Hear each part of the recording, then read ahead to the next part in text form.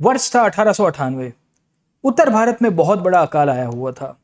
लोग पानी के लिए तरस रहे थे, यहाँ से वहाँ भटक रहे थे और ब्रिटिश शासन के तहत बहुत सारे इंजीनियर्स प्रयत्न कर रहे थे कि कहीं से भी ज़मीन के नीचे से भी पानी निकल आए।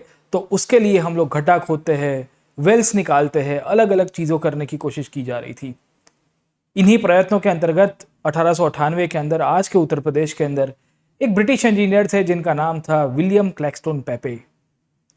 पेपे अपने साथी गणों के साथ डिसाइड करते हैं कि आज हम लोग यूपी के पीपरहाव डिस्ट्रिक्ट के अंदर एक गड्ढे की इनफैक्ट निर्माण करेंगे। Will try to dig up a hole in the soil and will try to see कि अगर यहाँ से पानी निकल सकता है या यहाँ से हम लोग वाटर की कनेक्टिविटी ला सकते हैं कि नहीं ला सकते। और ये जब एक्सपेरिमेंट किया जा रहा था वाटर को डिस्कवर करने के लिए, इसके बैकग्राउंड के अंदर जब विलियम क्लैक्सटोन पेपे और उनकी टीम के द्वारा ज़मीन को एक्सकेवेट किया गया तो वहां से निकलती है एक अद्भुत आकृति। पानी तो नहीं निकला, पर पानी की जगह एक ऐसी चीज निकल के आई जिसे देख के ब्रिटिश इंजीनियर्स, साथों साथ उनके साथ खुदाई करने वाले जो भारतीय मजदूर थे, वो चकचकित रह गए थे कि ये क्या निकला है। जमीन के अंदर से पीपरहाव नाम की जगह के अंदर पानी ढूंढने के चक्कर में विलियम क्लैक्सटोन पेपे और उनकी टीम के द्वारा एक ऐसी चीज की डिस्कवरी हुई थी जिसके कारण आज के बुद्धिज्म को एक नई दिशा और नई दशा देखने को मिलती है। और वो था स्तूप। एक ऐसी आकृति जिसको लेके किसी ने सोचा नहीं था कि बुद्ध के मृत्यु के बाद बुद्ध को कैसे याद किया जाएगा। एक ऐसी आकृति जो बुद्ध को अमर करके जाती है, एक ऐसी इमेज और एक ऐसा कंस्ट्रक्शन जो बुद्ध को इमॉर्टलाइज करते हुए जाती है। आज उसी के ऊपर बात करेंगे। मेरा नाम है प्रतीक नायक। मैं आपका वेलकम करता हूं इंडिया के लार्जेस्ट लर्निंग प्लेटफॉर्म के ऊपर और हम लोग डिस्कस कर रहे हैं बुद्धिज्म। हमने स्टैंडर्ड 12th की एनसीईआरटी को पिछले क्लास के अंदर शुरू किया था और मैंने आपको बताने की कोशिश की थी कि जब हमने एनसीईआरटी की शुरुआत की तो we had discovered various topics regarding the issues of the growth of Buddhism. We had regarded the issues regarding the spread of Buddhism. हमने बुद्धिज्म के अंदर फिलॉसफी और बुद्धिज्म का लिटरेचर की भी शुरुआत की थी। आप में से जो भी विद्यार्थी इस प्लेटफॉर्म के ऊपर नए नए जुड़ रहे हैं उनको थोड़ा बहुत ब्रीफ इंट्रोडक्शन दे रहा हूँ कि हमने एनसीईआरटी की सीरीज को पिछले क्लास के अंदर कंटिन्यू रखा था। खैर 2-3 दिन का गैप हो गया, but once again we are resuming the NCERT series with Unacademy top educator on history, art and culture. और हम लोग शुरू कर रहे थे बुद्धिज्म की कहानी को। अब आज का क्लास हमारा बहुत इंटरेस्टिंग रहेगा क्योंकि आज के क्लास के अंदर हम लोग आपके साथ डिस्कस करने वाले हैं वो है कि बुद्धिज्म के अंदर बुद्धिस्ट आर्किटेक्चर की शुरुआत कैसे हुई। पर before proceeding towards the Buddhist architecture, मेरा मानना है कि हमको रिवाइज करना बहुत आवश्यक हो जाती है। तो हमने पिछले क्लास के अंदर बुद्धिज्म के अंतर्गत बहुत सारी कहानियां देखी थी। मैंने आपको बताने की कोशिश की थी कि बुद्ध की स्टोरी कैसे चलती है। तो we had discuss the story of Buddha. हमने बताया था कि कैसे सिद्धार्थ गौतम जो है वो मूलतः से over a period of time क्या बन जाता है, बुद्ध बन जाते हैं। ये बुद्ध की कहानी किस तरह से चलती है वो भी मैंने आपको बताने की कोशिश की थी। हमने आपको बताया था कि करीबन 568 बीसी के आसपास इनका जन्म हुआ और वहां से ही हमको पता चलता है कि at the age of 29 years वो संसार को छोड़ देंगे। इसी संसार को छोड़ने वाली जो प्रक्रिया है इसे हम लोग कहते हैं ग्रेट रिनंसिएशन। और ये जो ग्रेट रिनंसिएशन थी, इसी के बाद से बुद्ध अपने टीचिंग्स लिखने की शुरुआत करेंगे। करीबन 35 साल की उम्र पे उनको एनलाइटनमेंट होता है और यही 35 साल की उम्र में जब एनलाइटनमेंट हुआ, इसी को ही निर्वाण कहा गया। ये निर्वाण का आधार बना के Buddha up till the age of 80 साल की उम्र में अपने जीवन को चलाएंगे। और इस पीरियड में उन्होंने इनफैक्ट अपने 3 टीचिंग्स को सबसे ज़्यादा पॉपुलर किया।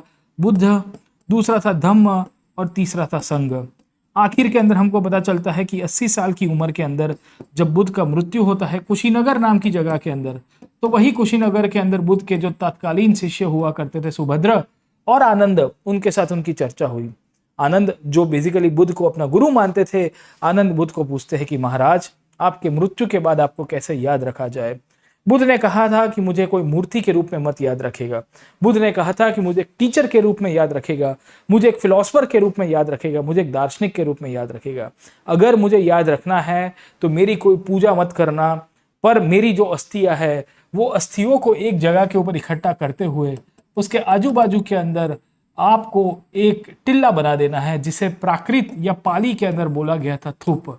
और कहते हैं कि ये जो थुप वध बुद्ध के लिए बोला गया था, वही थुप के आधार के ऊपर जब बुद्ध की अस्थियां इकट्ठी हुई तो वहां से शुरू होता है स्तूप कंस्ट्रक्शन की प्रोसेस।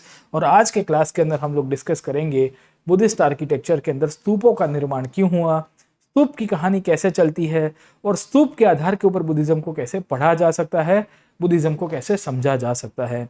चलिए शुरू करते हैं स्तूप आर्किटेक्चर को, स्तूप कंस्ट्रक्शन को। पर बिफोर दैट मैं आपको वेलकम करना चाहूंगा कि अगर आप हमारे साथ जुड़ना चाहते हो on the Unacademy, we have got one of the largest educational platform in the country, जहाँ पे हम लोग फ्री और पेड क्लासेस दोनों चलाते हैं। डिस्क्रिप्शन बॉक्स में लिंक्स अवेलेबल है, डिस्क्रिप्शन बॉक्स के अंदर लिंक अवेलेबल है, आप इसके अंदर जरूर से जुड़िए। हमारे बहुत सारे सब्सक्रिप्शन कोर्सेज चलते हैं। अभी मैंने ऑप्शनल का कोर्स चलवाया हुआ है, इंडिया के टॉप मोस्ट एजुकेटर्स यहाँ पढ़ाते हैं। इनफैक्ट अगर आपको सब्सक्रिप्शन लेना है तो आप एवरी संडे हमारे साथ स्कॉलरशिप एग्जाम के अंदर जुड़ जाइए। स्कॉलरशिप एग्जाम का फायदा ये है कि हम यहाँ पे 60 मिनट्स के अंदर 56 क्वेश्चंस देते हैं। अगर आप इसमें अच्छा रैंक लेके आओगे तो अनअकैडमी की तरफ से आपको फ्री सब्सक्रिप्शन मिलेगा and you will get a scholarship up to ₹4 crore है ना। तो 100% से लेके 75% तक और इससे भी ज़्यादा स्कॉलरशिप हम आपको दे रहे हैं। तो please make sure, please participate. और कॉम्बैट के अंदर पार्टिसिपेट करने के लिए आपको और कुछ नहीं करना है, ये कोड को यूज़ करना है PN Live। सब्सक्रिप्शन लेने के बाद आपको यहाँ पे बहुत सारे ऑप्शंस अवेलेबल मिलेंगे। इनफैक्ट अगर आप इस बार प्रीलिम्स के लिए तैयारी करना चाहते हो तो 2 साल का या 2 महीने का सब्सक्रिप्शन ले सकते हो, क्रैश कोर्सेज के अंदर ज्वाइन कर सकते हो। We have launch multiple crash courses. ये क्रैश कोर्सेज के द्वारा भी आपको फायदा मिलेगा, बट मैं तो आपको यही सजेस्ट करूंगा कि you take subscription for longer period. 1 साल 2 साल का सब्सक्रिप्शन लीजिए। अभी आपको 1 साल की GS और ऑप्शनल दोनों की कंबाइंड सब्सक्रिप्शन मिल रही है 49,680। 28 अगस्त के बाद इसकी फीस हो जाएगी 51,750। 28 तारीख तक आपका आखिर का पीरियड है। मैं आपको फिर से वेलकम करूंगा कि आपको सब्सक्रिप्शन के अंदर हर एक चीज कवर की जाएगी। Your prelims, mains, optional interview, everything will be covered, including will be giving you the test series for the prelims, mains and the optional subject as well, जिसके लिए आपको अलग से बाहर पैसे खर्च करने पड़ते हैं। Everything will be included in this topic. आपको खाली कुछ नहीं करना है, सब्सक्रिप्शन लेना है, हर एक चीज़ आपको इसके अंदर से कवर करवा दी जाएगी। आपको फाइन 1 ऑफर दी जा रही है, नोट्स मिल रही है, प्रीलिम्स मेंस ऑप्शनल की तैयारी मिल रही है, लोन की फैसिलिटी मिल रही है। इनफैक्ट आपको अश्योरेंस भी दिया जा रहा है हमारी तरफ से कि आप तैयारी करिए, हम आपके साथ जुड़े हुए हैं। आप आइकॉनिक सब्सक्रिप्शन ले सकते हो या प्लस सब्सक्रिप्शन ले सकते हो। आइकॉनिक सब्सक्रिप्शन में फ़ायदा यही होगा कि आपको यहाँ पे एक मेंटर दिया जाएगा, एक ऐसा मेंटर जो आपको हेल्प करेगा डे टू डे प्रिपरेशन में। टीचर के रूप में तो मैं आपके साथ जुड़ा रहूँगा, पर मेंटरशिप में भी आपको फ़ायदा हो सकता है। आप डेडिकेटेड ऑप्शनल का सब्सक्रिप्शन भी ले सकते हो, पर मैं तो वही कहूँगा कि GS ऑप्शनल दोनों का साथ में लीजिए तो काफ़ी फ़ायदा होगा आपको। In fact we are running multiple batches. अभी हम लोग नई बैच शुरू कर रहे हैं फ्रॉम 1 सितंबर। आप इसके अंदर ज्वाइन कर सकते हो after taking the subscription. You will also be getting the free test series as well. अगर आप टेस्ट सीरीज फ्री में अटेंड करना चाहते हो तो डिस्क्रिप्शन बॉक्स में लिंक अवेलेबल है और ये कोड को जरूर से यूज करेगा PN Live to enter into the world of Unacademy. मैं आपको फिर से वही कहूंगा कि आप जुड़िए हमारे साथ, हमारे कोर्सेज में ज्वाइन करिए। We have just started off with a new course on modern history general studies और अभी उसके 5-6 सेशन ही हुए हैं। आप इसको भी ज्वाइन कर सकते हो। रिकॉर्डेड क्लासेस अटेंड करिए, लाइव क्लासेस अटेंड करिए, डाउट्स पूछ सकिए and best part is you can actually ask the doubt by talking to us, है ना, जो नॉर्मल सब्सक्रिप्शन कोर्सेज के अंदर या बाकी सारे प्लेटफॉर्म पे अवेलेबल नहीं है। इट्स अ 2-वे interaction with you and us, है ना, हम दोनों साथ में मिलकर इंटरेक्ट कर सकते हैं। तो बहुत इंटरेस्टिंग सेशन रहेंगे, आप मेरे कोर्सेज को अटेंड करिए। इनफैक्ट अगर आपको देखना है कि कोर्सेज कैसे अटेंड किए जा सकते हैं तो डिस्क्रिप्शन बॉक्स में मेरी प्रोफाइल की लिंक है, उसको फॉलो कर दीजिएगा। फॉलो करोगे तो 2 चीज़ें होगी, एक तो मेरे पेड क्लासेस का आपको पता चल जाएगा जो सब्सक्रिप्शन कोर्सेज है वो, इसके अलावा आपको फ्री कोर्सेज का एक्सेस भी मिलेगा। इनफैक्ट ये फ्री कोर्सेज को हम लोग स्पेशल क्लासेस के रूप में पहचानते हैं। इंडिविजुअल सेशंस होते हैं जहाँ पे मैंने बहुत कॉम्प्रिहेंसिवली हिस्ट्री के अलग अलग टॉपिक्स को 1-1, 2-2 घंटे तक समझाया हुआ है। भारत के गवर्नर जनरल हमने पढ़ाए हुए हैं, कांग्रेस के सेशंस मैंने कवर कराया है। इनफैक्ट भारत में जो विदेशी यात्री आए हैं उनके भी एक सेशंस को हमने कंटिन्यू किया था। तो उन सबको आप अटेंड कर सकते हो by using this code PN Live and ये फ्री के अंदर होता है, इसके अंदर आपको कोई फीस नहीं देनी पड़ रही है। तो ये भी आपको प्रोफाइल के अंदर अवेलेबल मिल जाएगा, तो जरूर से इसको अटेंड करेगा, make the maximum out of it. चलिए हम लोग शुरू करते हैं स्तूप आर्किटेक्चर के ऊपर और पढ़ने की कोशिश करते हैं कि स्तूप आर्किटेक्चर का निर्माण कैसे हुआ, भारत में स्तूपों की कहानी कैसे शुरू होती है और स्तूप की डिस्कवरी कैसे होती है। अब मैंने आपको अभी थोड़ी देर पहले बताने की कोशिश की कि वर्ष था 1898, 1897, 1897, 1898 का पीरियड था। इस पीरियड के समय भारत के अंदर बहुत बड़ा अकाल आया पड़ा है। It's a huge famine that is taking place in the country. Bharat के लोग पानी के लिए तरस रहे, खास करके उत्तर भारत में, आज के नॉर्थ इंडिया के अंदर। और इस पीरियड के समय पे एक ब्रिटिश इंजीनियरिंग टीम की पूरी एक टुकड़ी होती है जो ढूंढ रही होती है कि पानी को हम लोग ग्राउंड से कैसे एक्सप्लोर करें। पानी को ग्राउंड में एक्सप्लोर करने के चक्कर में जब उन्होंने खोदकाम शुरू किया, एक्सकेवेशन शुरू किया, तो they realise something new is coming out from the ground. Instead of water some magnificent structure was founded. और पता चलता है कि इसमें तो किसी की अस्थियां है, ये अस्थियां किसी और की नहीं, ये बुद्ध की अस्थियां हुआ करती थी। पीपरहाव नाम की जगह से हमको पता चलता है कि स्तूप का निर्माण की नॉलेज मिलती है ब्रिटिशर्स को। इस पीरियड तक आते आते भारत में आर्कियोलॉजिकल सर्वे ऑफ इंडिया का निर्माण हो चुका था। एएसआई के अलग अलग ऑफिशियल्स आए, लोगों ने देखा कि कैसे स्तूप का निर्माण हुआ है, उसका स्टडी किया गया और इसी के बेसिस के ऊपर और डिस्कवरी करते हुए भारत के अलग अलग जगहों में स्तूपों को ढूंढा गया। इस स्तूप को ढूंढने के बाद over a period of time India की हिस्ट्री के अंदर बुद्धिज्म का एक नया एस्पेक्ट देखने को मिला, वो है बुद्धिस्ट आर्किटेक्चर। वो मिलता है जहां पे हमको कल्चरल ट्रेडिशंस की शुरुआत हुई। तो आप याद करिए पिछले क्लास को, if you are able to recall the previous classes में मैंने आपको बुद्ध के टीचिंग्स के बारे में बताया था। मैंने आपको बताया था कि बुद्ध के टीचिंग्स क्या हुआ करते थे। हमने आपको ये भी बताने की कोशिश की थी कि बुद्ध ने अपने संघ का निर्माण कैसे किया था। इनफैक्ट बुद्ध के फॉलोअर्स कौन कौन हुआ करते थे। And over a period of time मैंने आपको ये भी बताने की कोशिश की थी कि जब बुद्धिज्म स्प्रेड हो रहा था, when the spread of Buddhism is taking place over a period of time, we will also see कि उनके विचारों को आर्किटेक्चर के अंदर डालने की शुरुआत हुई। और ये जो विचारों को आर्किटेक्चर के अंदर डालने की शुरुआत होती है, इसी को ही हम लोग कहते हैं कल्चरल ट्रेडिशंस, है ना। तो याद रखेगा कि यहाँ से स्तूप बिल्डिंग की शुरुआत होती है और आज का हमारा जो सेशन होगा वो स्तूप बिल्डिंग के ऊपर ही होगा। भारत के अंदर अगर आप बुद्धिस्ट मॉन्यूमेंट्स की बात करेंगे या स्तूप की बात करेंगे तो अलग अलग जगह के ऊपर आपको स्तूप दिखेंगे। मेरे पीछे जो फोटोग्राफ आप देख रहे हो, ये सांची के स्तूप का फोटोग्राफ है, which was considered to be one of the important stupa. और इनफैक्ट इसी को ही हिस्टोरियंस के द्वारा या बुद्धिस्ट लिटरेचर के द्वारा महास्तूप का इनफैक्ट उल्लेख भी किया गया। It is known as the Mahastupa. तो आज हम लोग क्या करेंगे कि बुद्ध के टीचिंग्स का प्रैक्टिकल एप्लीकेशन देखेंगे। आज हम लोग समझने की कोशिश करेंगे कि बुद्ध अपने विचारों को किस तरह से प्रैक्टिकली इंप्लीमेंट करवाने के लिए एक रास्ता दिखा रहे हैं लोगों को कि देखिए ये स्तूप बना के, by making this stupa you are actually creating a way out for the people. You are actually saying कि मैं रहूं कि ना रहूं, मेरी लेगेसी के रूप में ये आर्किटेक्चर रहना चाहिए सर, ठीक है। तो कहानी यहां से शुरू होती है, यहां से ही हम लोग डिस्कस करेंगे कि व्हाट इज स्तूप। हम लोग ये भी समझने की कोशिश करें कि स्तूप का निर्माण कैसे किया गया। हम ये भी देखने की कोशिश करेंगे कि स्तूप क्रिएशन के तहत बुद्ध के विचार कैसे इसके अंदर इंक्लूड किए गए और स्तूप की प्रासंगिकता क्या है, स्तूप को क्यों बनवाया गया था, स्तूप नहीं बनता तो क्या बुद्धिज्म यहाँ पे रहता कि नहीं रहता।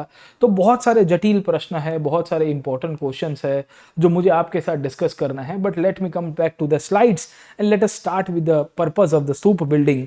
लेट अस सी कि ये स्तूप बिल्डिंग का निर्माण कैसे हुआ और इनफैक्ट स्तूप की कहानी कैसे चलती है। अब याद रखेगा 3-4 चीजें हम लोग देखने की कोशिश करेंगे सर, है ना। स्तूप बिल्डिंग का मतलब क्या है, तो पहले तो उसकी डेफिनेशन देखेंगे कि व्हाट इज स्तूपा, ये स्तूप की व्याख्या क्या है, पहले तो वो समझने की कोशिश करेंगे। दूसरी पॉइंट स्तूप के अंदर हमको देखना पड़ेगा वो है कि क्यों इसका कंस्ट्रक्शन हुआ, इसके अंदर इसके फीचर्स क्या हुआ करते थे। ये 3 बातों के ऊपर हम लोग देखेंगे और चौथा समझने की कोशिश करेंगे कि इसके लोकेशन कहाँ कहाँ पे हुआ करते थे। क्योंकि आप अगर प्राथमिक परीक्षा प्रीलिम्स एग्जामिनेशन की बात करेंगे या मेंस एग्जामिनेशन की बात करेंगे, सब जगह के ऊपर आपको यहाँ से क्वेश्चंस आते रहते हैं। तो मैं क्वेश्चन सेंट्रिक भी रहूंगा, थोड़ा बहुत फिलोसफिकल भी रहूंगा। आपको भी पता है कि मैं जो तैयारी करवाता हूँ उसमें हम थोड़ा आउट ऑफ द बुक भी जाते हैं, क्योंकि किताब के अंदर से सीधे क्वेश्चन तो आएंगे नहीं। कुछ क्वेश्चन सीधे आते हैं, कुछ क्वेश्चन अंडरस्टैंडिंग बेस्ड आते हैं। तो अंडरस्टैंडिंग बेस्ड क्वेश्चन को भी समझने की आवश्यकता रहेगी। अब चलते हैं आगे और समझने की कोशिश करते हैं कि ये जो स्तूप निर्माण है, ये स्तूप निर्माण कैसे शुरू हुआ।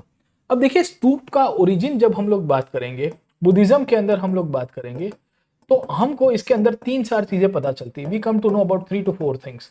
एंड इनफैक्ट जब हम लोग 3 to 4 थिंग्स की बात करेंगे इसके ओरिजिन के अंतर्गत, तो बुद्ध के अपने आखिर के पलों की बात करेंगे। अब देखिए बुद्ध का जो लास्ट मोमेंट था, ये मैं कहूंगा कि last moment of the life था बुद्ध के लिए सर, है ना। वो कौन सा था, that was at Kushinagar. Kushinagar अपनी आखिर की जगह थी जहां पे बुद्ध बीमार हो गए थे, उन्होंने इनफैक्ट फूड पॉइजनिंग हो गया था। एंड बिकॉज कुशीनगर में उनको फूड पॉइजनिंग हुआ तो बुद्ध के जो शिष्य थे आनंद एक बार बुद्ध के साथ संवाद करते हैं और आनंद बुद्ध को कहते हैं कि महाराज हम आपको कैसे याद रखें sir, how do we recall you, how do we remember you. हम आपको कैसे याद रखेंगे जब आपका मृत्यु हो जाएगा? तो बुद्ध कहते हैं कि मेरी अस्थियां, मेरे रेलिक्स जो भी है, ये सब के सब रेलिक्स को आप इकट्ठा कीजिएगा और उसके आजू बाजू में एक मट्टी का टिल्ला बना दीजिएगा। से फॉर एग्जाम्पल यहाँ पे इनफैक्ट मेरी अस्थियां इकट्ठी हो रही है, तो ये अस्थियों को इकट्ठे करते हुए, से फॉर एग्जाम्पल ये उनकी अस्थियां है क्योंकि उनको अग्निदाह दिया गया था, ही वॉज एक्चुअली क्रीमेटेड, है ना। तो कहानी ये चलती है कि उनकी जो भी अस्थियां है उनको एक पेटी में बंद कर दीजिए और उसके आजू बाजू में एक टिल्ला बना दीजिए। You try to create some kind of sand और अ सॉइल बेस्ड इनफैक्ट, है ना, एक मॉन्यूमेंट, है ना। तो इसके आजू बाजू में अगर आपको आना है तो प्रदक्षिणा करते रहिएगा। और इस तरह से हमको पता चलता है कि बुद्ध ने कहा कि मेरी कोई मूर्ति मत बनाना, please do not try to form any kind of human image of mind, है ना। तो आइडल की जो बात करेंगे वो आइडल्स की मना करेंगे। बुद्ध कहते हैं कि आप मेरी अस्थियां, मेरी जितनी भी रेलिक्स है, वो रेलिक्स को एक जगह के ऊपर इकट्ठा करते हुए उसके आजू बाजू में एक टिल्ला बना दीजिएगा, मट्टी का, सॉइल का, क्ले का, ईंटों का, जो भी आपके पास अवेलेबल है। और उसके लिए बुद्ध ने एक शब्द का उपयोग किया गया था जिसका नाम था थुप। ये थुप को ही स्तूप कहा गया। The word thupa is actually called stupa. In Pali literature it is called stupa, in Sanskrit literature it is called stupas, है ना। In fact the word stupa has mentioned in the Rigved as well। Rigveda के अंदर भी इसका मेंशन है, पर खैर मैं उसके अंदर नहीं जा रहा हूँ। पर आपको सबसे पहले इसका ओरिजिन समझाने की कोशिश कर रहा हूँ कि बुद्ध ने क्या बताया अपने शिष्य को। किसको बताया? आनंद को बताया। ये चीज याद रखेगा कि it was Anand actually who highlighted कि बुद्ध ये चीज बता के गए। अब बुद्ध की अस्थियां थी, बुद्ध की अस्थियां जब उस टाइम पे इकट्ठी हुई तो काफी सारे लोगों ने क्लेम किया कि बुद्ध हमारे गुरु थे। अब देखिए उस टाइम पे भारत की जो शासन व्यवस्था थी, जब उनका मृत्यु होता है, कब होता है? 483 बीसी के आसपास उनका मृत्यु हुआ था। तो नॉर्थ इंडिया में बहुत सारे गण संघ हुआ करते थे। देयर वर मल्टीपल गण संघस। छोटे छोटे रजवाड़े हुआ करते थे, छोटे छोटे राज्य हुआ करते थे, जहां पे पॉलिटिकल सिचुएशन जो थी वो परिषदों के द्वारा निर्णय ली जाती थी और एक से ज्यादा समुदाय वो गण संघों के ऊपर शासन कर रहा था। जब हम लोग बुद्ध की बात करेंगे, when we will be studying the story of Buddha, तो बुद्ध के मृत्यु के बाद तात्कालिक रूप से करीबन 8 जगह के ऊपर स्तूप बन के आए। There were 8 places where the stupa was created. ये 8 जगह ऐसी जगह थी जहां पे स्तूप क्रिएट किए गए, क्योंकि यही जगहों के ऊपर इनफैक्ट सबसे पहले बुद्ध अपने विहार के लिए गए थे। एक जगह से दूसरी जगह ट्रैवल कर रहे थे सर, ठीक है। तो ज्यादातर आप देखोगे तो आपको कुशीनगर दिखेगा, आपको सारनाथ दिखेगा, श्रावस्ती दिखेगा, लुम्बिनी दिखेगा। दिस आर मेन प्लेसेस जहां पे अर्ली स्तूप बनने की शुरुआत हुई। तो देर आर 8 प्लेसेस इनफैक्ट जो सबसे अर्लीस्ट प्लेसेस थे जहां पे हमको पता चलता है कि स्तूप क्रिएशन बनने की शुरुआत होती है और यहां से स्तूप बिल्डिंग एक्टिविटीज की भारत में शुरुआत होगी। Over period of time Buddha को अलग अलग सिस्टम के अंदर, अलग अलग रिवाजों के अंदर याद रखा गया। तो फिर उसके बाद उनकी इमेजेस बनती है, मूर्तियां बनती है, उनको लेके अलग अलग प्रकार के प्लेसेस निकल के आएंगे। और इसमें जो ओल्डेस्ट प्लेस था भारत में, जो ओल्डेस्ट स्तूप मिलता है उसका नाम था पीपरहाव स्तूप, है ना।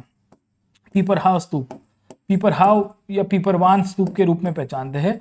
ये विलियम पेपे के द्वारा डिस्कवर किया गया था। इसका नाम याद रखेगा कि it was discovered by William Claxton Peppe as a part of the discoveries, क्योंकि वो पानी ढूंढ रहा था, वो इंजीनियर था, वो इरिगेशन डिपार्टमेंट के साथ जुड़ा हुआ था, पर उसको कुछ और मिल गया सर, है ना। तो 8 जगह के ऊपर स्तूप बिल्डिंग की शुरुआत हुई। ये जो स्तूप बिल्डिंग की शुरुआत होती है over a period of time Bharat के अलग अलग विस्तारों में फैलेगी। और जब अशोक जैसे राजा आएंगे, उसके बाद सातवाहन डायनेस्टी के राजा आएंगे, उसके बाद आप देखोगे तो और भी किंग्स आए, जैसे हर्षवर्धन जैसे राजा आए।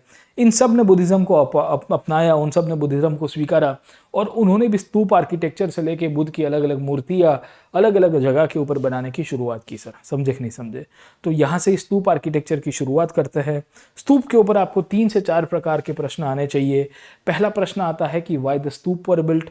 दूसरा आता है कि ये कैसे बनाए गए थे। तीसरे इसके फोकस के ऊपर आता है कि इसका आर्किटेक्चर, इसका स्ट्रक्चर कैसा था। 3 प्रकार के प्रश्न तो आपको स्तूप के अंदर से आएंगे ही सर। स्तूप की डेफिनेशन मैंने आपको बताने की कोशिश की कि स्तूप क्या है सर। स्तूप बेसिकली सिग्निफाई करता है मृत्यु को, याद रखेगा। The stupa signifies the death of Buddha. जहां जहां पे इनफैक्ट स्तूप बने हैं ये मृत्यु को दर्शाते हैं, क्योंकि बुद्ध का मृत्यु जब हुआ तो उनकी जितनी भी अस्थियां थी ये सब स्तूप के अंदर रखी जाती थी और उसके आजू बाजू में एक टिल्ला, एक काइंड ऑफ हिलॉक, एक काइंड ऑफ ढेर बना दिया जाता था, जिसको over a period of time एक शेप दिया गया। तो अशोक के समय तक आते आते when Ashoka came to power, Ashok के लिए बोला जाता है इसने 84,000 से ज्यादा स्तूप बनाए। He has constructed more than 84,000 stupas। तो थोड़ा एक्सेजरेशन वाला नंबर है। It has been written by the Sri Lankan books, Sri Lanka की जो किताबें हैं, द्वीपवंश, महावंश है, वो सब लिखती है। बट यह हम लोग मानते हैं कि स्तूप क्रिएशन के अंतर्गत आपका अशोक का रोल बहुत सारा था। इनफैक्ट भारत में ये जो स्तूप जो थे ये अलग अलग रीजन्स में आए हुए थे।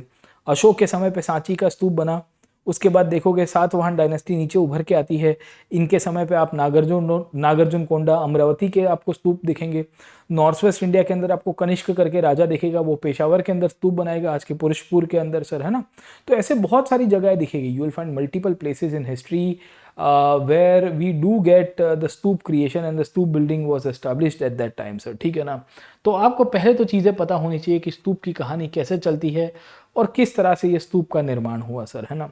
तो शुरुआत ये किताब की शुरू करते हैं सांची के स्तूप से, फिर उसके बाद मैं आपको हिस्ट्री के अंदर लेके जाऊंगा कि स्तूप क्यों बने, स्तूप कहाँ से बनते हैं और स्तूपों का आधार कैसे हुआ। अब देखिए सांची का स्तूप सबसे इंपॉर्टेंट स्तूप है क्योंकि इट इज़ नोन एज महास्तूप, है ना, इसको याद रखेगा, इट इज़ कॉल्ड एज महास्तूप, है ना। महास्तूप क्यों कहते हैं? क्योंकि ये बहुत बड़ा स्तूप था, ये अशोक ने बनाया था और कहते हैं कि अशोक की वो जो वाइफ हुआ करती थी उसके द्वारा ये स्तूप को ज़्यादा पर्सनली सुपरवाइज करके बनाया था। अब अशोक ने क्यों बनाया था? Why the Ashoka constructed the stupa of Sanchi?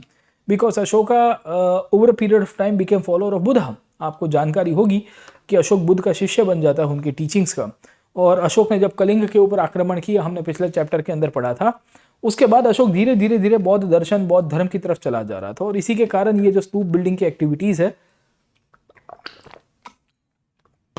उसमें अशोक का बहुत बड़ा रोल दिखेगा। You will find a huge role of Ashoka as well. खैर, तो ये सांची का स्तूप है, इसकी कहानी आपको यहाँ से दिखेगी।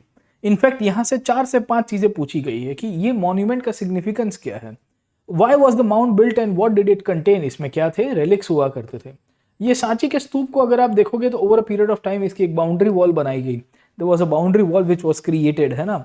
तो इसके ऊपर आपको बहुत सारा डेकोरेशन दिखेगा, इसका एंट्री गेट दिखेगा आपको यहाँ पे, ये एंट्री गेट को तोरण के रूप में पहचानते हैं, दिस इज नोन एज तोरण। तो आप देखोगे यहाँ पे एक एंट्री गेट है, यहाँ पे एक एंट्री गेट है, यहाँ पे एक एंट्री गेट है, देयर इज, और एक पीछे इसके पीछे होगा, there will be 4th entry gate as well, है ना। तो एंट्री वॉल को हम लोग तोरण के रूप में पहचानते हैं, the gate is called as entry gate, okay, तोरण। तो यहाँ बोला गया है कि why there is a stone railing around it, है ना। Who built the complex and paid for its construction, ये किसने बनाया था? आप समझने की कोशिश करिए कि बनाने की शुरुआत तो अशोक ने की थी, बट इसके कंस्ट्रक्शन को, इसके मॉन्यूमेंट को आगे प्रिजर्व करने के लिए कंटिन्यूअस एक के बाद एक डायनेस्टी जिस स्तूप को बचाती है, और बुद्धिज्म इनफैक्ट इसके बाद और स्प्रेड करेगा सर, ठीक है।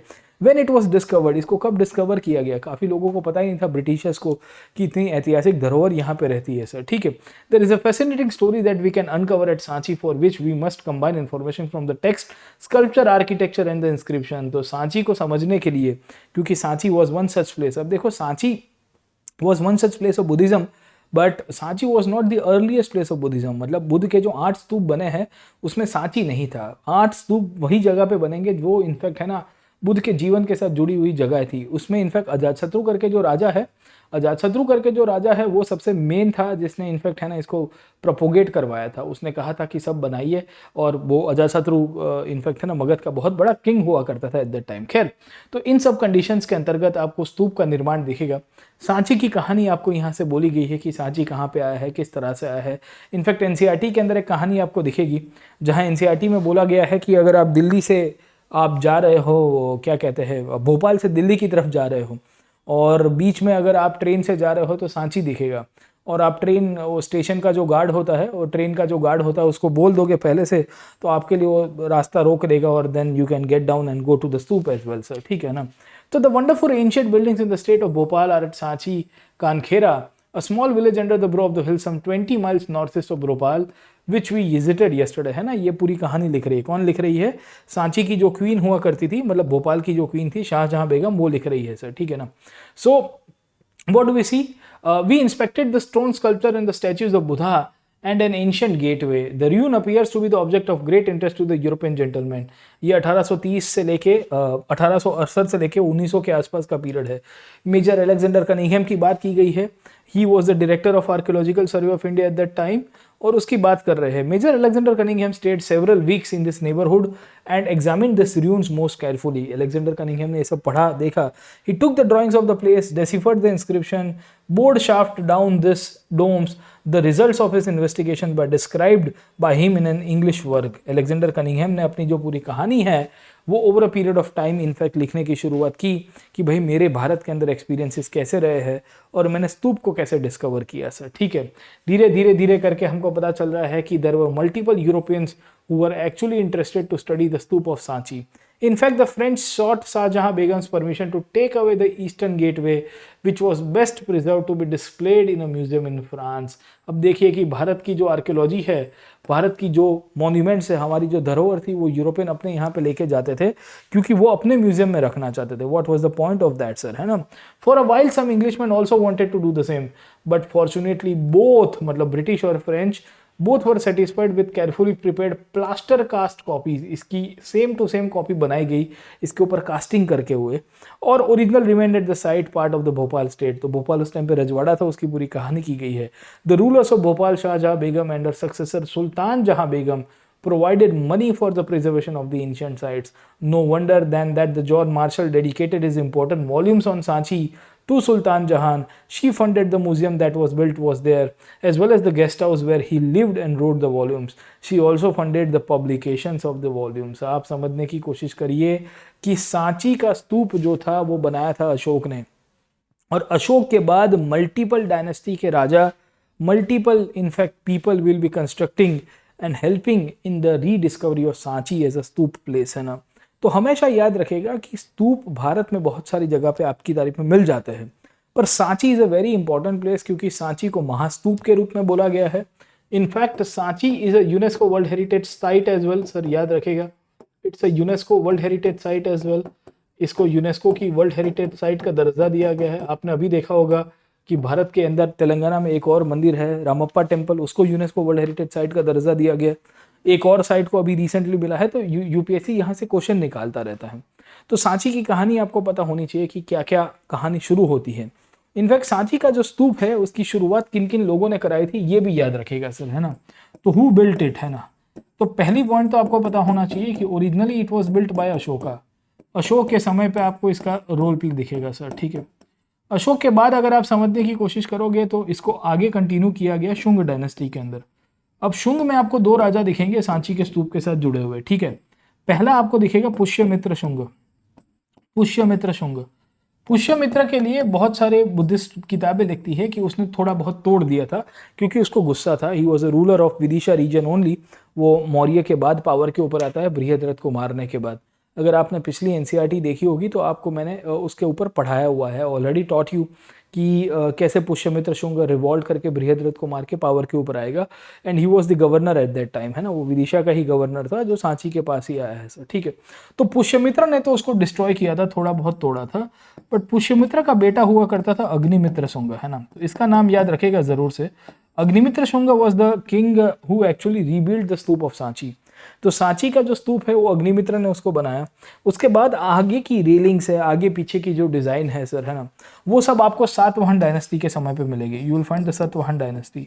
The Satavahana dynasty was the one जिसने उसको आगे और मॉडिफाई किया. तो आपको तीन डायनेस्टीज तो कैटेगरिकली मिलेगी, मौर्यस में, शुंग में और सातवाहन डायनेस्टी, जो ये सांची का स्तूप का निर्माण कर रही है. और इसमें बुद्ध की अस्थियां अशोक ने डाली थी, ऐसा अशोक का दावा है. खैर ओरिजिनली अस्थियां तो वही 8 जगह के ऊपर थी, पर अशोक ने कहा कि मैंने कुछ कुछ जगहों से पुराने स्तूपों को खुलवाया. I opened up the old stupas, और उसके बाद फिर उसके अंदर की जो रेलिक्स थी वो निकाल के यहाँ पे लेके आया मैं. ठीक है, तो ये 3-4 पॉइंट्स आपको यहाँ से दिखेंगे. अभी इसके आर्किटेक्चर की डिज़ाइन की बात करेंगे थोड़ी देर के बाद. पहले तो किसने बनवाया सर? ठीक है, एंशिएंट पीरियड के समय पे. उसके बाद मॉडर्न टाइम्स में क्या होगा इन द मॉडर्न पीरियड? तो आपको नाम याद रहना चाहिए कि सुल्ताना बेगम सर, है ना, Shahjahan Begum. Shahjahan Begum, the rulers of I would say Bhopal state and the Sultana Begum. इनका आपको कहानी पता होना चाहिए. और उसके बाद एएसआई का रोल है, आर्कियोलॉजिकल सर्वे ऑफ इंडिया का रोल है. और कौन था? Alexander Cunningham. इसका भी नाम आपको पता होना चाहिए कि भाई ही वॉज दी वन जो इनफैक्ट, है ना, इसके ऊपर रिसर्च करता है. जॉन मार्शल जैसे लोग रिसर्च करते हैं. जॉन मार्शल वही जो 1920s में 1924 के बाद प्रिसाइसली इंडस वैली सिविलाइजेशन की भी डिस्कवरी की जानकारी पूरी दुनिया को देगा, है ना. तो सांची के बारे में आपको इतना पहला पॉइंट क्लियर हो जाना चाहिए कि सांची एक प्लेस के रूप में बहुत प्रोमिनेंट था. It was a Buddhist site और अशोक ने ये स्तूप का निर्माण किया था सांची के अंदर सर. ठीक है, अब अशोक इतना बड़ा स्तूप सांची में क्यों बनाता है उसके पीछे का भी कारण है. आप देखिए, Ashok was initially the governor of Avanti. Avanti मतलब आज का उज्जैन वाला region. And Avanti use to be the gana sangha mahajanapada in the early period, मतलब 6th सेंचुरी BC के बाद चंड प्रद्योत करके राजा हुआ करते थे, और उसके बाद फिर मौर्यस तक आते आते it became part of the Mauryan empire. Actually Mauryas के पहले एक शिशुनाग वंश हुआ करता था, शिशुनाग ने अवंती को निपटा दिया था, मतलब उनको खत्म कर दिया था, and finally we see that Avanti became part of the Mauryan empire over a period of time. तो अशोक यहाँ पे गवर्नर के रूप में था, तो अशोक के फादर थे Bindusar, Bindusar had appointed Ashok as the governor of this place, है ना। खैर, तो ये तो पूरी कहानी इसकी थी, this was the story line of what happened, और क्या क्या होता है यहाँ पे सर, है ना। तो सांची के स्तूप की आपको पहले स्टोरी पता होनी चाहिए कि क्या क्या चीज़ें थी। पुष्यमित्र ने उसको डिस्ट्रॉय किया था, ही एक्चुअली डिस्ट्रॉयड इट, ओके, उसने इसको डिस्ट्रॉय किया था सर, है ना। तो इसे हम लोग याद रखेंगे, पुष्यमित्र इसको डिस्ट्रॉय करता है, अग्निमित्रा इसको रिपेयर करता है और उसको रिकंस्ट्रक्ट करता है, पूरी तरह से रिकंस्ट्रक्ट करता है, ओके। तो the Sanchi was a very important place in the Buddhist architecture और द स्तूप आर्किटेक्चर। इसके लिए यहाँ पे भी आपको बहुत कैटेगरिकली चीज़ें बोली गई है कि सब लोग चाहते थे, ब्रिटिश चाहते थे, फ्रेंच चाहते थे कि सांची का स्तूप लेके आ जाइए सर, ठीक है। इसके लिए एनसीईआरटी लिखती है कि if the stupa complex has survived it is in no small measure due to wise decisions and good luck in escaping the eyes of the railway contractors, builders and those looking for the finds to carry away to the museum of Europe, है ना। वो बच गया, उसके पीछे बहुत बड़ी कहानी है।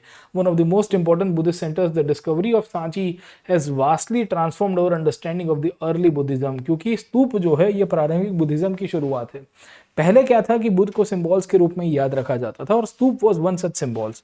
तो याद रखेगा कि बुद्धिज्म में अंदर बहुत सारे सिंबल्स हैं, बुद्धिज्म में बहुत सारे सिंबल्स हैं। इनफैक्ट बुद्ध को टोटल 5 घटनाओं के साथ जोड़ा गया है, स्तूप भी एक घटना के साथ ही इनफैक्ट जुड़ी हुई चीजें हैं सर, है ना।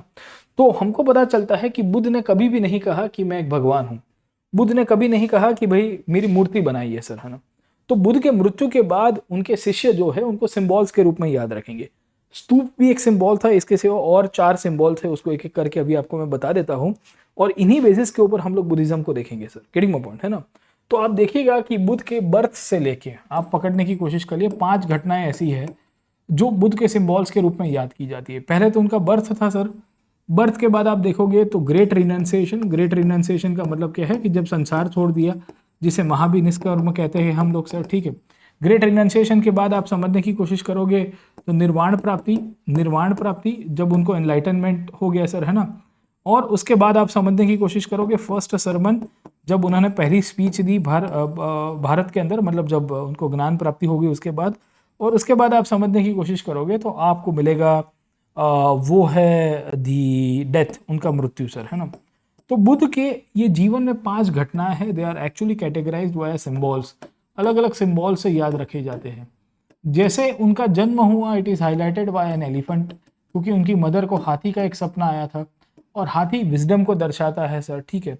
Great renunciation at times is considered by horse, क्योंकि वो घोड़े पे बैठ के चले गए थे, अपना कंथक जो घोड़ा था, चैरियट था, चना, उसके साथ चले गए थे सर। या आपको एम्प्टी थ्रोन दिखेगा, you will find an empty throne, आपको एक गद्दी दिखेगी जहां पे बुद्ध इनफैक्ट बैठे बैठे संसार गादी छोड़ देते हैं, इसके लिए उसको हाईलाइट किया गया है। निर्वाण प्राप्ति में आपको एक ट्री दिखेगा, you will always find a tree, और ये ट्री कौन सा था, बोधि ट्री आपको दिख जाएगा सर, ठीक है ना, जहां पे उनको निर्वाण प्राप्ति हुई थी, ही गॉट एनलाइटनमेंट, गया के अंदर उर्वला के पास, ठीक है। फर्स्ट सरमन को धर्म चक्र कहते हैं। So you will find the wheel of law, आपको एक पहिया दिखेगा सर, है ना। एंड ये पहिया इनफैक्ट आप समझने की कोशिश करोगे, बुद्ध बताने की कोशिश कर रहे हैं सिंबल्स के रूप में कि मैं अब समय बदलने जा रहा हूँ, I am changing the time and tides of the society, है ना। और अल्टीमेटली जो स्तूप है वो उनके मृत्यु को दर्शाता है। So the stupa actually is highlighting the death as well, है ना। तो बुद्ध का जब मृत्यु हुआ तो बहुत सारे मॉन्यूमेंट्स बनने की शुरुआत होगी, you will find multiple monuments. ये जितने भी मॉन्यूमेंट्स बनेंगे, ये मॉन्यूमेंट्स के अंदर आपको बुद्धिस्ट सिंबल्स ही दिखेंगे। स्तूप भी इन्हीं का ही एक कंटिन्यूएशन था, पर स्तूप को थोड़ा एक बड़े वे के अंदर एस्टेब्लिश किया जाता है over a period of time, है ना। तो आपको पहले तो ये 5 सिंबल्स पता होने चाहिए। Events in the life of Buddha, events in the life of Buddha, Buddha के जीवन के साथ कौन सी घटनाएं हो रही है, उन सब को आप हाईलाइट करोगे कि उनके जन्म को, उनके ग्रेट रिनंसिएशन को, ग्रेट रिनंसिएशन का मतलब क्या है, महाभिनिष्कर्म सर, है ना, निर्वाण प्राप्ति, एनलाइटनमेंट को, सरमन और डेथ को। तो स्तूप जो है वो डेथ को दर्शाता है। पहली चीज याद रखिएगा सब लोग, हम लोग अभी स्तूप के ऊपर ही बात कर रहे हैं, पर मुझे लगा कि ये सिंबल्स को आपको डिस्कस करवा देना चाहिए क्योंकि क्वेश्चंस यहाँ से बनते रहते हैं सर, ठीक है। अब घुमा फिरा के 5 क्वेश्चंस यहाँ से आपको निकल के आएंगे कि ये स्तूप किसने बनाया, स्तूप क्यों बने, क्या भारत में एक ही जगह के स्तूप बना, एक से ज़्यादा जगह के ऊपर भी स्तूप बनते हैं सर, उसके ऊपर चले जाते हैं सर, ठीक है ना। तो स्तूप की कहानी क्या है, what is the story of stupa, NCERT में क्या लिखा है उसके ऊपर चलते हैं सर, ठीक है। सो अब देखिए क्या लिखता है NCERT. We have seen that the Buddhist ideas and practices emerge out of a process of dialogue with other traditions. Buddhism का जो ग्रोथ हुआ है वो बाकी सारे संप्रदाय के साथ विचार, आचार, चर्चा करने के बाद हुआ है। हमने भी आपको पढ़ाने की कोशिश की थी कि Buddhism did not emerge out of a single tradition, कोई एक संप्रदाय से निकल के नहीं आया। उसने वैदिक धर्म से भी बहुत सारी चीज़ें सीखी है, उसने जैनियों से भी बहुत सारी चीज़ें सीखी है। इनफैक्ट इस टाइम पे जो बाकी सारे संप्रदाय बन रहे थे उनसे भी बहुत सारी चीज़ें उनको देखने को मिल रही है सर, ठीक है। Including those of the Brahmanas, Jainas and the several other, not all whose ideas and practices were preserved in the text, है ना। तो किताबों में तो सबके विचार थे नहीं, बट बुद्धिज्म बहुत सारी चीज़ों से सीख के आया है सर, है ना। Some of this interaction can be seen in the ways which the sacred places came to be identified. Buddhism के साथ जुड़ी हुई जो भी पवित्र जगह है उसको कैसे आइडेंटिफाई किया। From earliest time people tend to regard certain places as sacred, लोग कुछ चीज़ों को बहुत पवित्र माना करते थे। This include the sites with special trees, unique rocks और sites awe inspiring the natural beauty. This sites were shrines attached to them, sometimes described as the chaityas. अब देखिए बहुत इंटरेस्टिंग बात यहाँ पे एनसीईआरटी के अंदर बोली गई है। तो बुद्ध जब जिंदा थे और बुद्ध के बाद बुद्ध ने अपना जब संघ बनाया तो आपको बहुत सारी कहानी दिखेगी जिसे हम लोग चैत्य के रूप में पहचानते हैं। अब देखिए आर्किटेक्चर का पार्ट था बुद्धिज्म के अंदर ही, ये चैत्य का इंपॉर्टेंस क्या था। तो कहानी ये चलती है कि कभी कभी हमको ये देखने को मिलता रहेगा कि बहुत सारे बुद्धिस्ट संत हुआ करते थे, बुद्धिस्ट संत साधु समाज के लोग थे, बुद्ध के संघ के लोग थे। They used to travel from one place to other place, ये लोग एक जगह से दूसरी जगह ट्रैवल किया कर रहे थे। So when they were travelling from one place to other place they had to stay and they had to worship as well, they had to actually I can say take part in the rituals as well, जो sacred ceremonies हो रही थी। तो उस समय के दौरान मतलब बुद्धिज्म की सेक्रेड काइंड ऑफ है ना वर्शिपिंग प्रैक्टिस, जहाँ मेडिटेशन करना था उनको, बहुत सारा चीज़ें। तो कहते हैं कि ये चैत्य बनने की शुरुआत हुई तो बहुत सारे पहाड़ियों को काट के, देयर वर मल्टीपल माउंटेन्स, ये माउंटेन्स को काट के एक प्रेयर हॉल को बनाया जाता था। क्या बनाया जाता था? प्रेयर हॉल को बनाया जाता था। प्रेयर हॉल का मतलब है प्रार्थना सभागृह सर, है ना। तो ये प्रेयर हॉल को बनाने का इंटेंशन क्या था? The intention was to create a place where people come and actually worship and meditate and focus of getting enlightenment। आप जब प्रबोधन की तरफ जा रहे हो, आप बुद्धिशाली बनने की कोशिश कर रहे हो, आप बोधि बनने का प्रयत्न कर रहे हो, तो आपको एक ऐसी जगह भी चाहिए। तो बुद्ध के समकालीन समय में जब बुद्ध जिंदा हुआ करते थे और बुद्ध के बाद after the death of Buddha आपको ये चैत्य ट्रेडिशंस का बहुत सारा डेवलपमेंट दिखेगा। यू विल फाइंड द चैत्य traditions coming into the picture, है ना। तो ये जो चैत्य ट्रेडिशंस हमको यहाँ पे देखने को मिल रहे हैं वो काफ़ी बड़ी मात्रा के अंदर हमको भारत के अलग अलग रीजन्स के अंदर दिखेंगे और इन्हीं बेसिस के ऊपर से इनफैक्ट आर्किटेक्चर की शुरुआत होगी सर, है ना। तो chaityas were one of the earliest architecture site. और चैत्यस क्या हुआ करते थे? Chaityas were the place of worship, है ना। इनफैक्ट आपको काफ़ी जगह के ऊपर आपको विहार दिखेंगे सर। क्या दिखेंगे? विहार। तो उसे हम लोग प्लेस ऑफ रेसिडेंस के रूप में पहचानते हैं। It is called as the place of residence, है ना। कि जहाँ पे ये जो साधु संत हुआ करते थे, ये साधु संत जब एक जगह से दूसरी जगह इनफैक्ट सेटल कर रहे हैं, when they are traveling they need to settle at a particular place, है ना। तो उसको विहार के रूप में बोलते हैं सर। तो ये विहार है, चैत्य है, इनका सब निर्माण होना शुरू हुआ। और नॉर्मल केसेस में रॉक कट आर्किटेक्चर की शुरुआत थी। रॉक कट का मतलब क्या है कि हम कह सकते हैं कि पत्थरों को काट के, क्या कहते हैं, रॉक कट आर्किटेक्चर के अंतर्गत पत्थरों को काट के इनफैक्ट जो चीज़ें बन रही थी उसी को ही हम लोग रॉक कट आर्किटेक्चर की बात करेंगे। तो आप देखिए कि भारत में अगर बुद्धिज्म ना डेवलप हुआ होता विचारधारा के रूप में और उसके साधु संत एक जगह से दूसरी जगह ट्रैवल ना करते तो ये आर्किटेक्चर नहीं बनता, स्थापत्य नहीं बनता। और स्थापत्य के रूप में जब विकास ना होता तो संप्रदाय कमजोर हो जाता सर, है ना। आप देखिए हम आज की तारीख में मंदिर क्यों जाते हैं और हम क्यों गिरजाघर में जाते हैं, हम क्यों मस्जिद में जाते हैं। डिफरेंट कम्युनिटी सेक्ट के लोग हैं, अलग अलग जगह के ऊपर जाते हैं। उसके पीछे का कारण है कि they wanted to continue the legacy, they want to teach their children, next generation, कि भाई this is the place of worship where we go and this is how we live along sir, है ना। हम अपना जीवन ऐसे चलाते हैं, ऐसे ही जीते हैं सर, ठीक है। तो इससे क्या होता है कि एक ट्रेडिशन डेवलप होती है। ये चैत्य और विहार भी एक इसी का ही पार्ट था जो ट्रेडिशंस के रूप में डेवलप हुए, है ना। तो चैत्य के लिए अलग अलग व्याख्या है। एक कहा जाता है एक ऐसी जगह जहाँ पे आपका चित्त ठीक रहेगा। चित्त का मतलब क्या है sir? Where your mind is actually stable, where your mind is focused, है ना। हम कभी कभी कहते हैं कि हमारा चित्त भ्रम हो गया है, समझे कि नहीं समझे, है ना। चित्त भ्रम होने का मतलब है कि दिमाग ठिकाने नहीं है। एट टाइम्स आपने देखा होगा लोग कहते भी है कि यार आज मजा नहीं आ रहा है, बोले क्या हो रहा है, बोले दिमाग ठिकाने नहीं है। दिमाग ठिकाने का नहीं होने का मतलब क्या है कि चित्त भ्रम हो जाना, काइंड ऑफ आपका जो माइंड है वो फोकस की जगह कहीं और चला जाना सर, ठीक है। तो चैत्य का निर्माण इसके लिए किया गया क्योंकि वहां पे आपका चित्त एकदम भ्रमित नहीं होगा और फोकस रहेगा। It will be focused on single direction and single side, समझे क्या ना। तो वो चैत्यज आपको यहाँ पे दिखेंगे, you will find chaityas over here. चैत्य की एक और डेफिनेशन यहाँ बोली गई है सर, क्या बोला गया है, chaityas may also derived from the word chita explaining a funeral pyre by extension of funerary mound. मतलब आप किसी को अग्निदाह देते हो तो उसको भी चिता के रूप में पहचानते हैं। तो इसके ड्यूअल मीनिंग थे, एक ये शब्द भी हो सकता है, पर चैत्यस नॉर्मली आपको प्रेयर हॉल्स दिखेंगे। तो ऐसे बहुत सारे आर्किटेक्चर बना, ऐसे बहुत सारे मॉन्यूमेंट्स बने during the period of Buddha and after the death of Buddha. तो इस पीरियड में आपके कंटिन्यूएशन में स्तूप बनने की शुरुआत हो गई सर, ठीक है ना। तो बुद्धिस्ट ट्रेडिशन में बहुत सारे चैत्यस बनते हैं। इनफैक्ट स्तूप जो है ये इसी का ही कंटिन्यूएशन का पार्ट आपको यहाँ पे दिखेगा सर, गेटिंग माय पॉइंट, है ना। तो आप देखिएगा in the Buddhist literature there were many places of the chaityas. चैत्यस मतलब ऐसे प्रेयर हॉल्स, ऐसी जगह जहाँ पे प्रार्थना की जा रही थी। तो गुफाओं के अंदर भी होगी, कहीं बाहर भी हो सकती है, कहीं झाड़ के नीचे भी हो सकती है। वो सब की सब सेक्रेड प्लेसेस के रूप में कंसीडर की गई है। अब यहाँ क्या लिखा गया है कि the Buddhist literature describe the places associated with Buddhas life. Buddha के जीवन के साथ बहुत सारी जगहों को हाईलाइट कर रहे हैं। अब देखिए बुद्ध के जीवन के साथ 3-4 जगह बहुत जरूरी है। इसके ऊपर ऑलरेडी प्रीलिम्स के अंदर क्वेश्चन आ चुका है।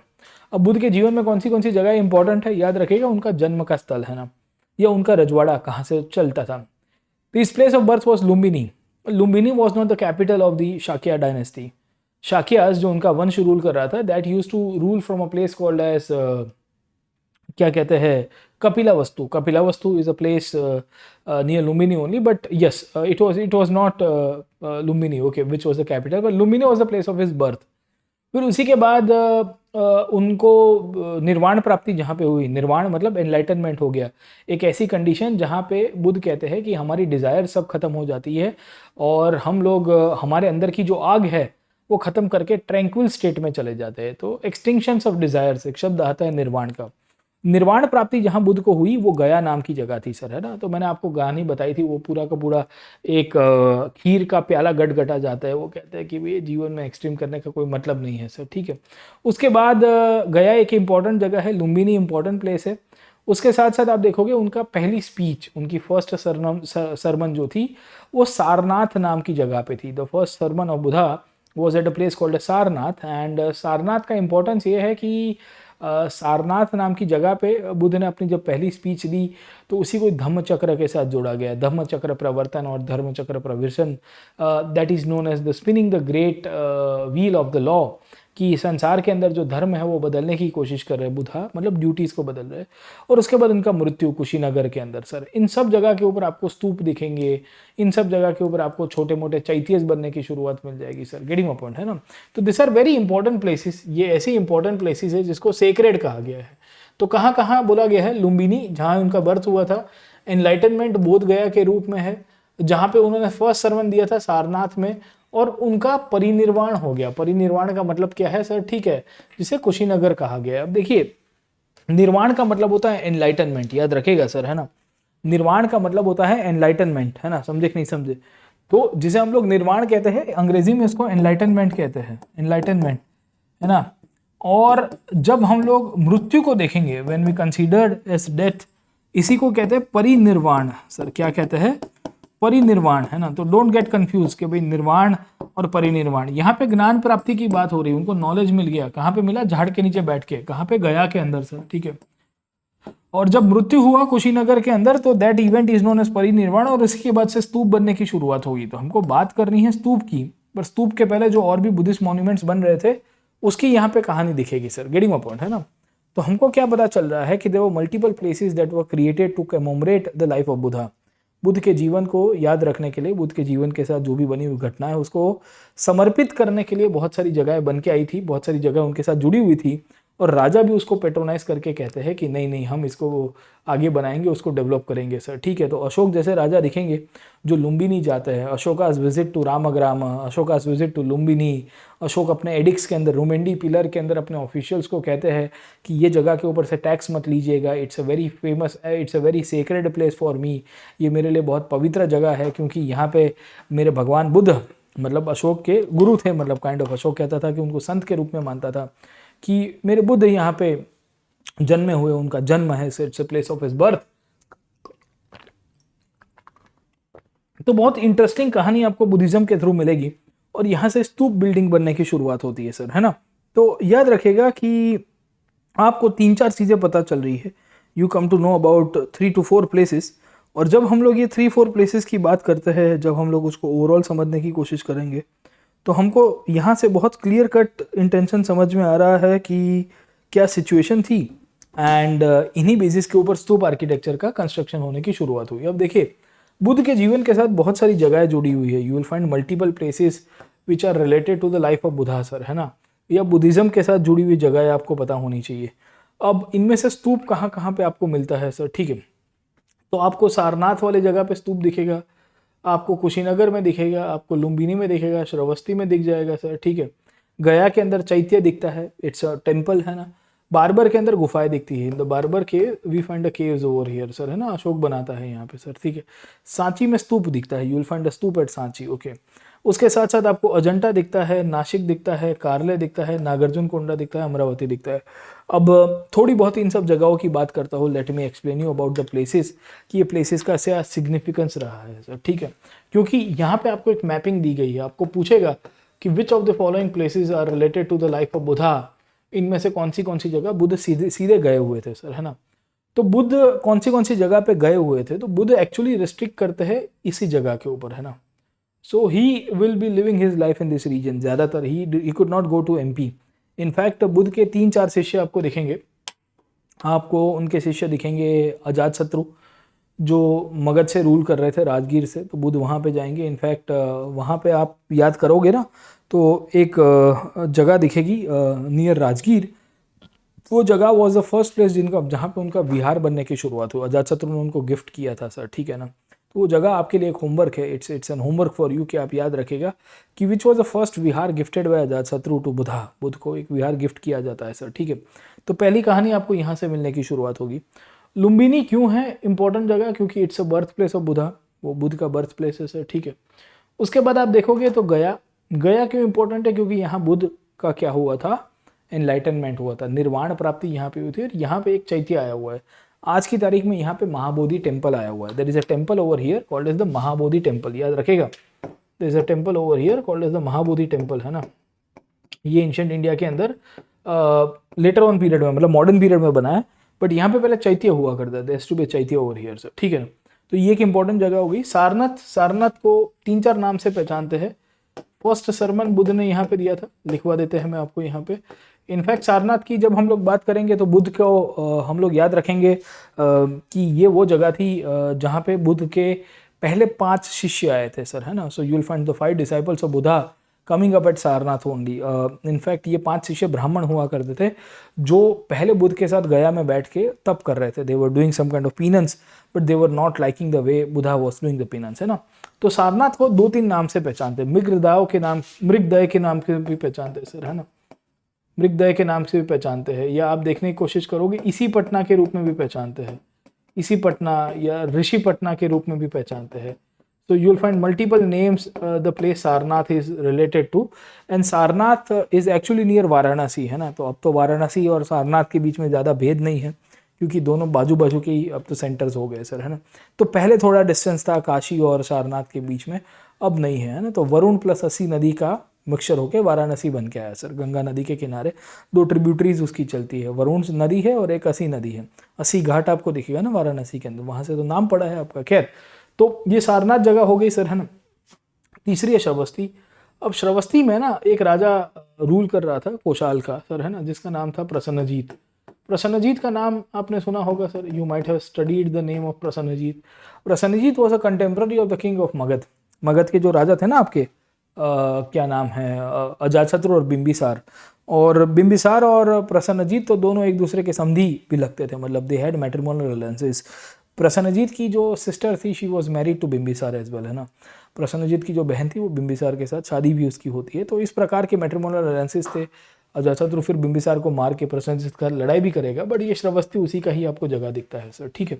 कुशीनगर इज अ प्लेस जहाँ पे बुद्ध का मृत्यु हुआ था, the death of Buddha took place, याद रखेगा, the death of Buddha took place, है ना। तो आपको ये सब लोकेशंस पता होनी चाहिए, क्योंकि मैच द फॉलोइंग से आपको क्वेश्चन आएगा। इनफैक्ट यूपीएससी तो बहुत ही जगलरी वाले क्वेश्चंस पूछता है यहाँ से, मैपिंग के अंदर से मैं आपको बताता हूँ सर।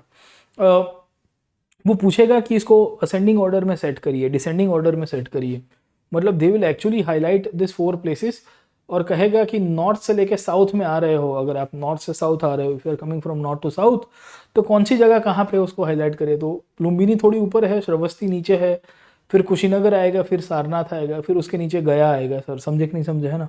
तो ऐसे क्वेश्चन आते हैं यूपीएससी के अंदर, अगर उसको पूछना है तो मैपिंग बेस्ड क्वेश्चन निकालेगा। और मैपिंग में क्या करेगा कि 1 2 3 4 5 और कहेगा कि ऊपर से लेके नीचे आ जाओ, ईस्ट से लेके वेस्ट चले जाओ, वेस्ट से लेके ईस्ट चले जाओ सर, समझे, साउथ से लेके नॉर्थ तक चले जाओ, and they will highlight 4 places और कहेगा कि उसको असेंडिंग डिसेंडिंग ऑर्डर में सेट कर दो, है ना, समझे कि नहीं समझे। तो be prepared for this kind of question, है ना। देखो एनसीईआरटी में जो मैप दिए होते हैं ना, उसको कभी हल्के से नहीं लेने का, नेवर टेक द मैप्स और the sites which are given in the NCERT in a very easy way sir, है ना।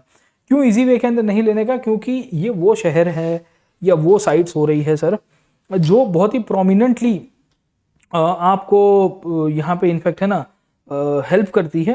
And eventually you will see that इसी बेसिस के ऊपर से जो यूपीएससी है क्वेश्चन भी निकालता है सर, ठीक है। तो ये जगह हो गई सर, है ना। अब बारबर की जो गुफा है ना, वो गया तो क्या है कि वहाँ पे बुद्ध का ज्ञान प्राप्ति हुआ था। ये बारबर जो है it's known for the caves, barber hill caves, है ना। ये अशोक के द्वारा बनाई जाती है, it was built by Ashoka.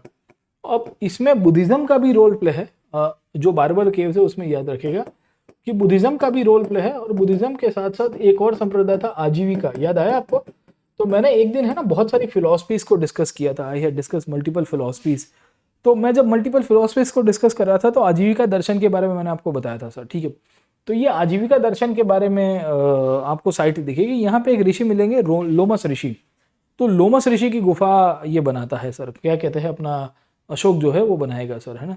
तो वो आजीविका के लिए डोनेट करते हैं और बुद्धिज्म के लिए भी बनाता है सर, ठीक है। ये जगह है लुम्बिनी के अंदर, पिलर आया हुआ है sir, there is a pillar inscription of Ashoka.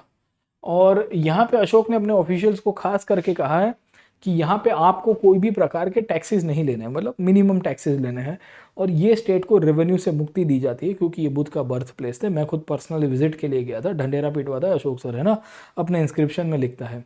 कौन से नंबर के इंस्क्रिप्शन में लिखता है मुझे बताइएगा, क्योंकि मैंने अशोक को पिछले क्लासेस के अंदर ये पढ़ाया हुआ है। अब देखिए, this are all the places जहाँ पर्सनली बुद्ध विजिट किए थे, ये सब जगह, क्योंकि यहाँ पे ही रहते थे, उनका जीवन ही यहाँ पे गया है, ही कुड नॉट वेंचर आउट, है ना।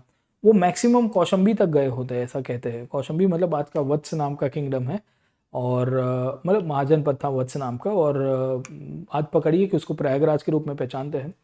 प्रयागराज जो है वही जगह है कौशंबी वाला सर, ठीक है ना। तो एक तो ये हो गया आपके यहाँ पे, जहाँ पे बुद्ध के साथ सीधी हुई जगह है, मतलब this are the places which are directly related to the life of Buddha. Directly का मतलब जहाँ बुद्ध गए थे, रुके थे विहार के रूप में, उन सेटलमेंट हुआ था, चैत्य बनाए थे किसी ने, या लेटर स्तूप बन गए सर, है ना यहाँ पे।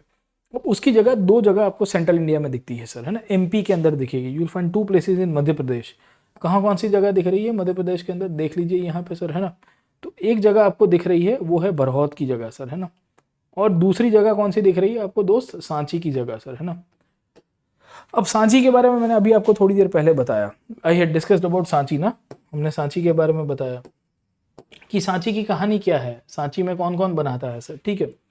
तो सांची का स्तूप बनाने की शुरुआत किसने की थी, अशोक ने किया था। उसके बाद पुष्यमित्र शुंग उसको तोड़ देता है, पुष्यमित्र शुंग एक्चुअली डिस्ट्रॉयड सांची स्तूपा। उसी का ही बेटा था अग्निमित्र, ये उसको रिपेयर करवाता है और उसको रिकंस्ट्रक्ट करवाता है। अब सांची के स्तूप हमारे लिए इंपॉर्टेंट क्यों है, क्योंकि it's UNESCO world heritage site. खैर और भी साइट है, बोध गया भी यूनेस्को वर्ल्ड हेरिटेज साइट है, वहाँ बोधि टेम्पल आया हुआ है इसके लिए। तो ऐसी तो बहुत सारी साइट्स आपको दिखेगी, कभी कभी समय मिला तो वर्ल्ड हेरिटेज साइट्स के ऊपर चर्चा करेंगे। अग्निमित्र का इंपॉर्टेंस ये है कि अग्निमित्र ने ही बरहौत के स्तूप को भी बनवाया था। बरहौत का जो स्तूप है ना एमपी के अंदर, सांची के नज़दीक में ही, वो भी अग्निमित्र ही बनवाता है। ये वाला है ना, कहाँ गया ये वाला सर, ठीक है, बरहौत स्तूप है ना, दिख रहा है आपको। तो बरहौत स्तूप जो है बिल्ट बाय अग्निमित्र हम लोग लिखेंगे, बिल्ट बाय अग्निमित्र हम लोग लिखेंगे। एंड ये सेंट्रल इंडिया की साइट है। अब अग्निमित्र का इंपॉर्टेंस क्या है? अग्निमित्र एक राजा था जो पुष्यमित्र शुंग के बाद पावर के ऊपर आया। और कालिदास, आपको जानकारी होगी, गुप्त काल में थे। He was one of the Navratnas of Chandragupta two, Vikramaditya के। और Kalidasa had compiled a love story called as Malavika Agnimitram, है ना। कालिदास ने एक किताब लिखी थी, एक लव स्टोरी लिखी थी, मालविका अग्निमित्रम। ये मालविका अग्निमित्रम के जो मेन कैरेक्टर थे ना, वो यही थे sir. Agnimitra was very powerful king and he was against his father's policies. मतलब उसके फादर ने तो सांची के स्तूप को डिस्ट्रॉय किया, अग्निमित्र ने सांची को भी रिपेयर किया और बरहौत को भी नया बनाया। So he was pro Buddhist, whereas Pushyamitra was little bit anti Buddhist, ऐसा लिखते हैं। 100% उसकी श्योरिटी नहीं है। आप कभी बाद में बात करेंगे, मेरे प्लस कोर्सेज के ऊपर आओगे कि क्या हुआ क्या नहीं हुआ, उसके ऊपर चर्चा करते रहेंगे। चलिए आगे चलते हैं, समझने की कोशिश करते हैं कि ये सब कब बने, पोस्ट मॉडर्न पीरियड में से, है ना। उसके बाद आप समझने की कोशिश करोगे तो आज के मॉडर्न डे महाराष्ट्र में चले जाओ। You go to modern day Maharashtra. आज के मॉडर्न डे महाराष्ट्र में चले जाओगे तो आपको 3-4 जगह दिखेगी सर, है ना। कौन सी जगह दिख रही है सर? एक तो आपको नासिक दिख रही है, नासिक के बाद जुन्नार दिख रही है, कार्ले दिख रही है, अजंता दिख रही है। ये जितनी भी जगह है ना, they are also part of the Buddhist traditions. ये भी बुद्धिज्म का पार्ट है। उसमें अजंता की गुफाओं के अंदर 29 caves are there are 29 caves in Ajanta by the way. Out of this 29 caves, around early 2 caves, मतलब केव नंबर 9 और केव नंबर 10 है, उसमें अजंता में नंबर्स दिए गए केव के। तो 9 नंबर की और 10 नंबर की जो गुफा है वो सातवाहन डायनेस्टी के समय पे बनी थी। वो भी बुद्धिस्ट केव्स है। उसमें बुद्ध को स्तूप के रूप में बताया गया। उसके बाद बुद्ध की मूर्तियां बनती है, हम लोग कल पढ़ेंगे उसको। नासिक जो है, नासिक में आपको बुद्धिस्ट केव्स दिखेगी। गौतमीपुत्र सतकर्णी के समय की आपको एविडेंसेस मिल रहे हैं। जुन्नार एंड कार्ले, उसमें कार्ले के अंदर तो बहुत बड़े बड़े चैत्य है। इनफैक्ट भारत का सबसे लार्जेस्ट चैत्य आपको पूछता है, द बिगेस्ट चैत्य हॉल इन द कंट्री। आपको क्वेश्चन आ गया कि भारत में सबसे बड़ा चैत्य हॉल कहाँ पे है। चैत्य मतलब जो प्रेयर वर्शिप के लिए मैंने आपको बताया जगह थी, तो that wall is in Karle only. वो कार्ले के अंदर ही था। तो ये चीज़ आपको याद रखनी है कि Karle is in Maharashtra. It has got the largest chaitya hall in the country.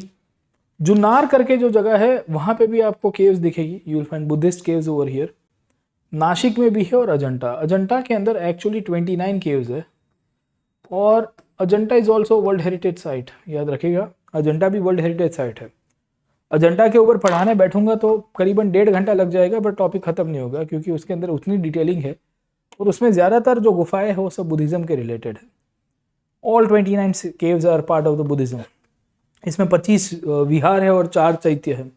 The 25 Vihar and 4 चैत्यस, मतलब वहाँ पे रुकने के लिए जगह भी थी महाराजों के लिए जो बुद्ध संत हुआ करते थे। और 4 चैत्य थे। चैत्यस बेसिकली प्रेयर हॉल्स के रूप में, वर्शिप हॉल्स के रूप में आपको मिल जाएंगे, ठीक है। तो ये अजंता की कहानी है, आपको पता होनी चाहिए अजंता के अंतर्गत। तो ये महाराष्ट्र की साइड से, ये सब पोस्ट मॉडर्न पीरियड में बनी थी। अजंता तो बहुत लंबी चलती है।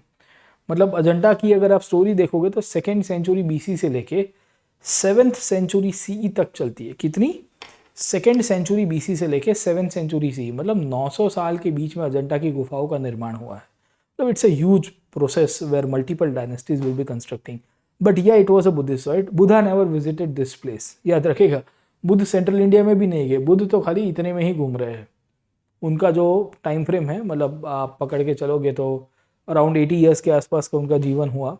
तो इसी पीरियड में इतना ही घूम रहा है, यहाँ से वहाँ जा रहा है सर, है ना। ऊपर नीचे की साइड में नहीं आ पाए, ठीक है।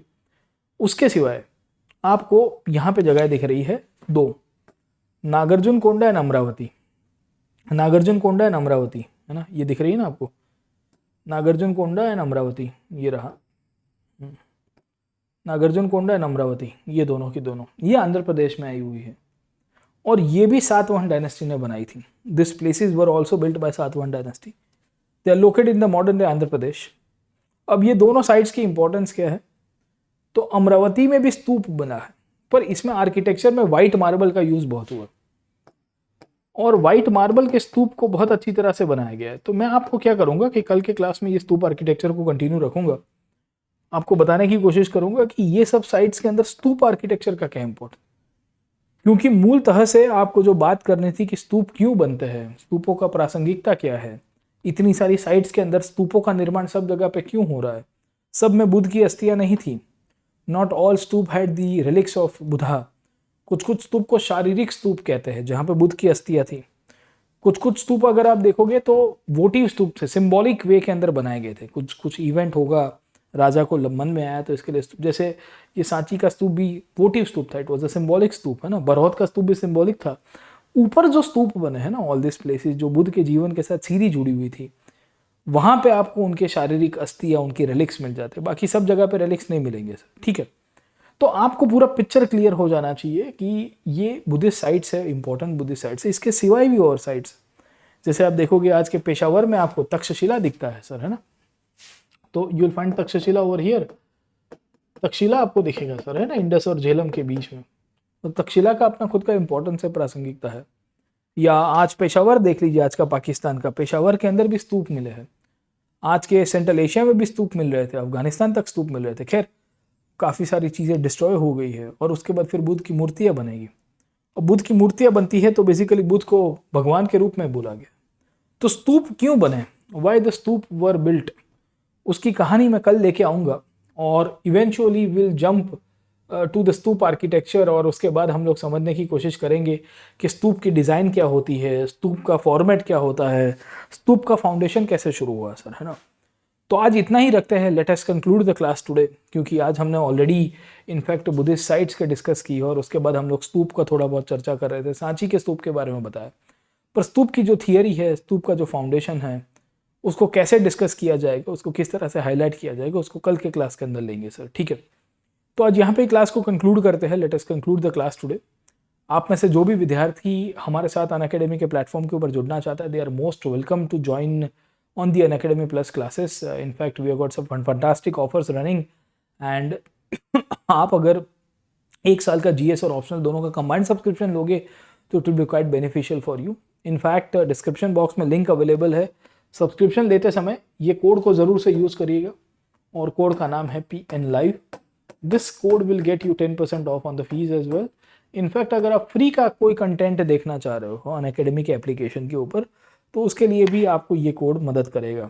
मेरे बहुत सारे क्लासेस यहाँ पे चलते रहते हैं यूट्यूब के ऊपर, तो मैं आऊँगा ही, पर प्लस के ऊपर फ़ायदा ये होगा कि मैं आपके साथ डेली इंटरेक्ट कर पाऊँगा, 1-to-1 इंटरेक्शन हो पाएगा, क्योंकि हम लोग ऑडियो इंटरेक्शन करते हैं स्टूडेंट्स के साथ, उनके क्वेरीज, उनके डाउट्स को पर्सनली रिजॉल्व करते हैं और साथों साथ आपका जो UPSC का सपना है उसके अंदर एक छोटा सा रोल प्ले करते हैं।